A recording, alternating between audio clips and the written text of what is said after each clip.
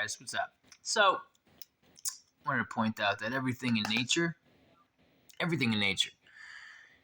follows a sacred, geometrical, beautiful, organized pattern woven into the matrix. And it's woven by our friends over here. You can see each quadrant holding 3. All right. And that's everything in nature. It's how nature knows how to build, like a torus or tortoise.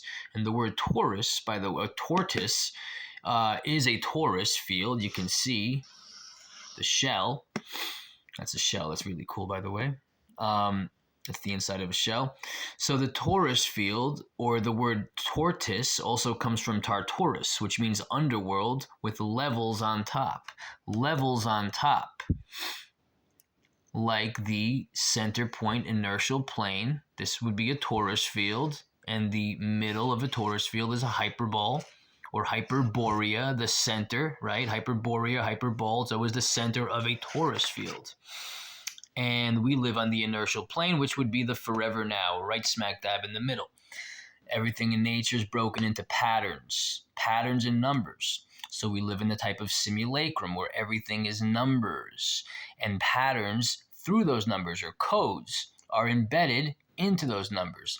Memory, code, and you can see how precise nature moves. Every 4 minutes, like a clock, like clockwork, the ascendant changes 1 degree. So for anyone, you can see, like I'm born January 14th, which would be right in the middle of January. I'm born at 10:38 p.m. So go all the way down to the p.m.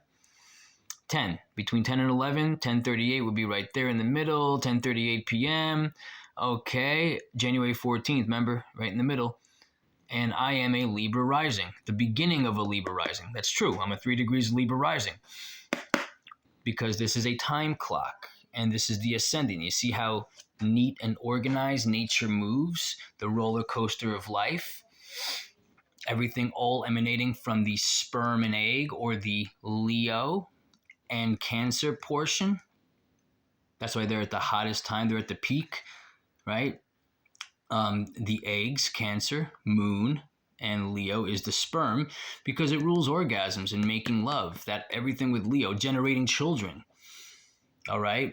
And this would be the box, the womb, the home that we live in, home and family. A lot of family patterns going on in Leo and Cancer. So if you notice, everything's broken down onto this sine wave. It's all pattern. There's all an energy. There's a purpose for everything. Okay, guys, we have this new moon in Pisces coming up. And for the next 2.5 years or more, Saturn will be in Pisces, meeting up with Neptune.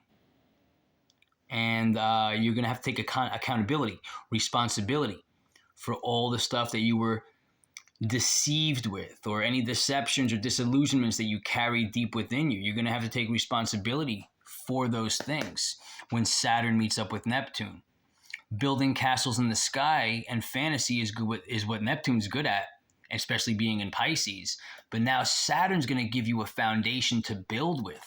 Saturn's going to give you that foundation that you might actually need in your lifetime to help your career, to add some type of higher belief system, maybe tuned in with the collective, or are you still remaining isolated? There will be a lot of sicknesses and maybe suicide and people feeling isolated, alone, depressed.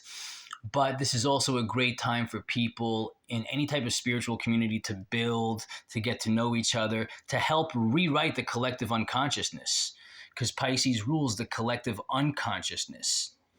While Pluto, of course, is coming into Aquarius, the collective consciousness. So it's going to be very interesting. March is going to be a lot of great energy. Well, it's going to be a lot of energy that's, let's say, the malefic planets, Mars, Saturn, Pluto, they're all changing signs in March.